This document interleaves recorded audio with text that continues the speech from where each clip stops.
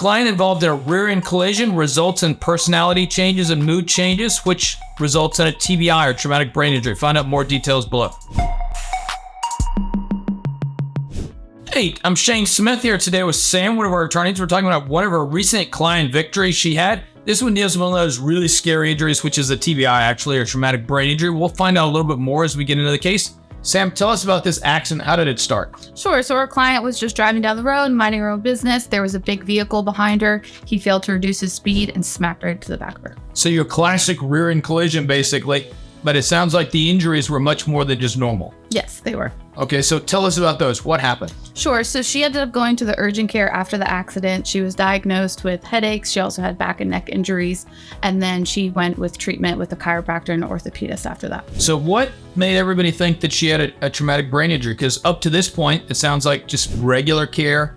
And then, headaches, which is pretty common for a rear-end collision. What was that tipped the doctors off that something else was going on, that there might be a brain injury? Sure. So after suffering some headaches for a few weeks, she started having a floater in her eye, as well as attitude changes, dizziness, sensitivity to light. So that was a big indication that something was going on in her head. So that the floater was sort of the first thing, but I know a lot of people probably would ignore that. But then dizziness and attitude. So who noticed that first? Was it her? She noticed it herself? Was it all her family that said, hey, something's going on? It was her husband. Her husband noticed it. All right.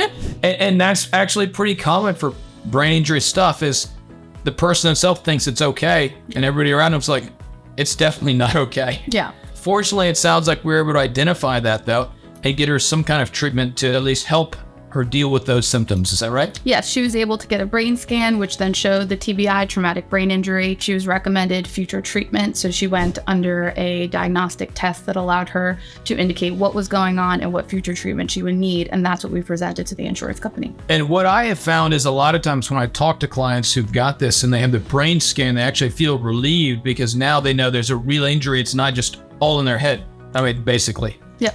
Okay. Well, it is all in their head. Yeah, but they know it's a real injury. But yeah, exactly. Yep. Great. I'm glad we're able to get that brain scan for her, and she knows what's going on and what the symptoms are. How did the insurance company deal with your demand? So originally they gave us a lowball offer, which as you know is very common. We received first offer of $120,000, but we weren't standing for that. Ultimately negotiated the case for $225,000. Okay, wow. How did she feel about the overall settlement? She was very happy. All of her medical bills were paid for. She had about $50,000 in medical bills, and she walked away with a good amount of money in her pocket. Well, great. Well, it sounds like she was lucky to have you on the team, and I'm glad you guys were able to get that brain scan for her, because I'm guessing that made her feel better and made the insurance company pay a fair settlement for her. Definitely. And now she knows what she needs to do in the future. Yep. Great.